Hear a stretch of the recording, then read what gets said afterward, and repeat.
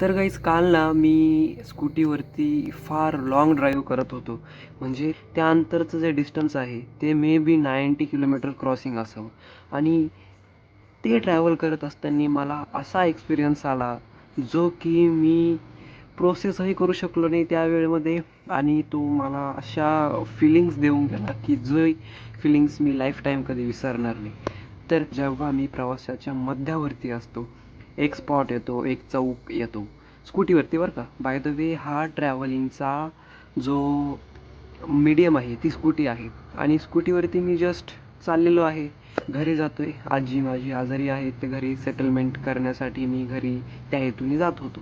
तर रस्त्यामध्ये जात असताना मला एक चौक लागतो. त्या चौकवरती टर्न घेताना मला एक रॅन्डम व्यक्ती हात करतो, की हे देर अभिजित, मला येऊ दे. अभिजित त्याचं नाव, मला त्याला माझं नाव माहीत नाही, पण जस्ट एक बोलण्याचा वे. हे अरे थांबतो की मला येऊ दे. मी पण एक भोळा माणूस त्यावेळेस, जी मी भोळा माणूस, बट त्यावेळेस जे माझं भोळेपणा आहे, जो की नो व्हेअर कुठून आला माहीत नाही, बट त्यावेळेस माझी दया करण्याची जी टेंडन्सी आहे ती जागृत झाली. आणि मी त्या बाबाला तिथनं पिकअप केलं. आणि पिकअप केल्यानंतर, आणि या पिकअप करण्याच्या मागचा रिझन पण खूप चांगला आहे बरं का. कारण एक वेळेस ना मला रॅन्डम व्यक्तीने ₹50 दिलेले होते, ज्या अशा अशा सिच्युएशनमध्ये, की ज्या सिच्युएशनमध्ये मी डायरेक्ट क्लूलेस झालो होतो, टोटली क्लूलेस झालो होतो. आणि तो माणूस मला ₹50 देताना असं बोलला, की हे ₹50 तू ठेव, तू मला रिटर्नही देऊ नको, पण तू दुसऱ्यांच्या कामं ये. आणि ती जो थॉट आहे तो तो at the back of my mind continue चालत असायचा. आणि मला एक संधी शोधण्याच्या मार्गावरती होतो, की मी यार कधी त्या ₹50ची जी परतफेड आहे ती माझ्या चांगल्या कामांनी करेल.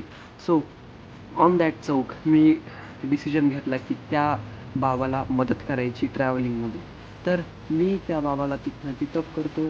आणि हां, दुसरं रिझन असं पण त्या बाबाला पिकअप करण्याचं, की मला जी कम्युनिकेशन स्किल आहे ती इम्प्रूव्ह करायची होती. नवीन माणसाशी बोलायचं कसं काय वगैरे, त्या इम्प्रूव्ह करण्याच्या हेतूने पण मला वाटलं, की यार विन विन सिच्युएशन आहे, राईट. त्याची पण मदत होणार आणि माझं पण इम्प्रूव्हमेंट होणार स्किल वाईज. आणि ते ₹50 त्याची पण परतफेड होणार. सो मी डिसिजन घेतो त्याला घ्यायचा, पिकअप करायचा. ड्युरिंग द ट्रॅव्हलिंग आमच्या फार गप्पा रंगल्या. म्हणजे मी एक्सपेक्ट करत नव्हतो, की आमचं कॉन्व्हर्सेशन इतक्यापर्यंत लांब जाईल, but I some how did the conversation interesting.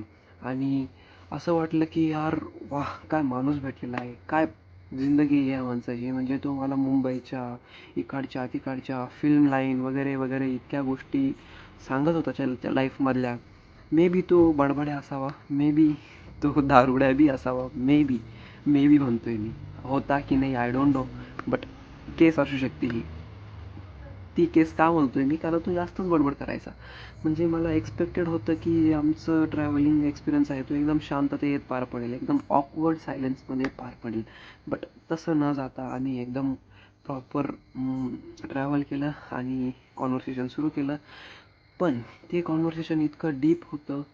मला एक असा पॉईंट आला ट्रॅव्हलिंगमध्ये, की हे 2 फाटे राईट. हा जो रोड आहे तो त्याच्या घरी जातो, हा जो रोड आहे हा माझ्या घरी जातो.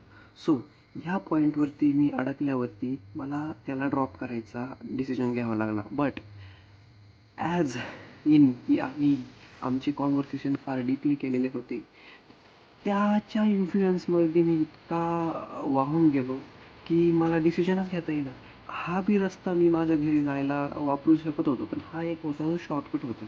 पण मी हा प्रेफर नाही केला त्यावेळेस. मला फार रिग्रेट होतं या गोष्टीचा, की त्यावेळेस मी हा डिसिजन का घेतला नाही. तर याच्या पॉईंटवरती मला त्याला सीधे म्हणजे सरळ सरळ न बोलायचं होतं, की बाबा मी तुला इथपर्यंत आणलेलं आहे, तुला माझी फार हेल्प झालेली आहे, तू तू तुझं तुझ्या रस्त्याने जाय, मी माझ्या माझ्या रस्त्याने जातो. त्यावेळेस मी असं बोलू शकलो नाही आणि मी डिसाईड केलं, की त्याला इथे पुढं ह्या रस्त्याने ड्रॉप करायचं. कारण मी हार्शली बोलू पण शकलो असतो, पण त्यांनी मला मॅनिप्युलेट कसं केलं त्यावेळेस माहिती आहे. त्यावेळेस त्यांनी मला मॅनिप्युलेशन करायची एक टेक्निक सांगतो मी तुम्हाला तशी कशी होती. तो बोलला, की "अरे तू इकडनं जातोय ना, अरे पुढंच चाल, इथं पण तुला रस्ता भेटेल तिकडं जायचा." आणि मला वाटले वाह! वाह यार काय हेल्पफुल माणूस आहे, आम्हाला दुसरा पण रस्ता सांगतोय घरी जाण्याचा. आणि माझं क्युरियस माइंड, माझं लर्निंग ॲटिट्यूड एकदम तीव्र जागा झाला, की यार वाह! नवीन रस्ता पण माहीत होईल, काय डिसिजन घेतला लाईफमधला मी, वा वा वा वा, एकदम सगळीकडनं improvement. But I was totally wrong guys, तुम्हाला सांगतो मी. जसं मी त्या रस्त्याच्या पुढे गेलो तसं जर रिअलाईज होत गेलं की तो एन्व्हायरमेंट मला फार नवीन होता. ते जे वातावरण होतं रस्त्याचं, आजूबाजूचा परिसर पूर्णपणे नवीन.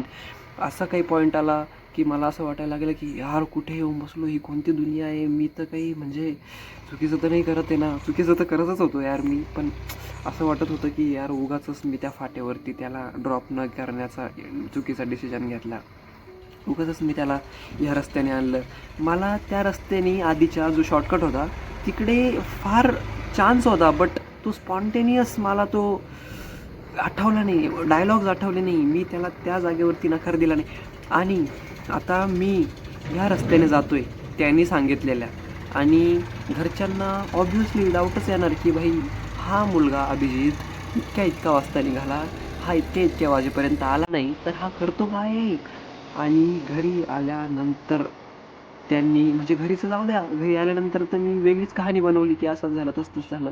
बट ड्युरिंग मी जेव्हा ऑन द वे होतो त्या माणसाच्या सांगितलेल्या रस्त्यावरती, तेव्हा फोन येतो घरनं आणि विचारतं की कुठे.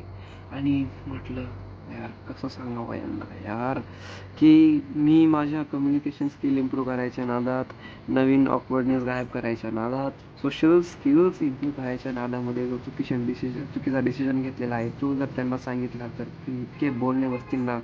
म्हणजे त्यामुळे मी त्यांना सांगितलं की मला असं असं इथे इथे चक्कर आले होते.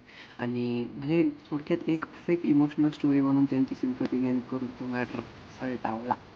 बट हे फार रॉंग आहे आणि मी आज रिअलाईज करतोय की फार चुकीचं झालं आहे ते. आणि जेव्हा मला ते फोन करतात ती इतकी फास्टमध्ये गाडी घरी आणली की म्हणजे माझे पूर्ण डोळे लाल झाले, तोंड सुटलं फार. ते धुळीना इतकी घाम, फर्स्ट टाईम तो माझा त्या माणसाने सांगितलेला नवीन रूट, त्यामुळे इतका बॅड एक्सपिरियन्स होता ना गाईज. कसा तसा करून मी घरी आलो आणि घरच्यांना वाईट वाटतंय, पण काय करणार आहे. जर सत्य सांगितलं असं इतके बसले असते, मला इतके टॉन्ट भेटले असते की मी ते सहन पण करू शकलो नसतो. आणि कदाचित मला नवीन काही जी क्युरियस गोष्टी आहे असं इनिशिएटिव्ह घ्यायची, मी डिसिजन पण ड्रॉप केला असतं.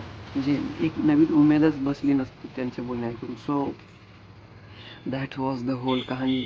मला माहीत नाही मी किती चांगल्या प्रकारे या व्हिडिओमध्ये तुम्हाला सांगू शकलो, बट जी जेवढे स्पॉन्टेनियसली आठवलं आहे आता मी तेवढं सांगितलं. आणि याच्यामधलं लर्निंग जे घ्यायचं आहे तुम्हाला, की नो बोलायला शिका. Learn the art of saying no. भलेही माणसाला राग येईल, काय येईल, त्यावेळेस मला असं वाटत होतं की यार इतक्या खूप चांगल्या गप्पा करतोय आणि याला इथेच सोडणं किती वाईट वाटेल. जरी मी हार्श बोललो याला की नाही बाबा तू जाय, मला जायचं आहे इकडं, मला असं वाटलं त्यावेळेस की यार वाईट वाटेल याच्या मनाला, जाऊ दे काही नाही, थोडंसं तर पुढं जायचं आहे, हा तसाही बोलतो, पुढं रस्ता आहेच ना, जाऊया असं. त्यावेळेस मला डिसिजन घ्यायचा होता की मी त्याला न बोलायला पाहिजे होतं, बट तो मी घेऊ शकले नसल्यामुळे माझं घरच्यांचं पण मी मन मॅन्युप्युलेट केलं चुकीच्या वेनी. आणि माझी जी ओव्हरऑल हेल्थ आहे ती पण डॅमेजच झाली, कारण इतका धुळीचा रस्ता होता सांगतो तुम्हाला. So that was all for this story. कारण मला एक मोकळं व्हायचं माध्यम मिळायला पाहिजे होतं, जे की मिळालं आहे as this channel. You guys are there to listen my story. So that's all for the video guys. Maybe in future मी तुम्हाला हीच स्टोरी फार बेटर वेने सांगू शकतो, बट ॲज ऑफ नाऊ हे माझं पूर्ण रॉ टॉकिंग होतं. जे आलं मनामध्ये तसं मी बोलत गेलो. सो ही जी गोष्ट आहे ना, ही फार व्हॅल्यू ॲड करू शकते तुमच्या याच्यामध्ये जर मी प्रॉपर स्टडी केला याचा. But as of this video मला फक्त एक फ्री व्हायचा मीडियम पाहिजे होतं. सो तुम्ही गाईज आहात माझ्यासाठी ऐकून घेणारे. So I have shared this raw expressions to you guys. आणि या that's all. Thank you. See you soon in the next video.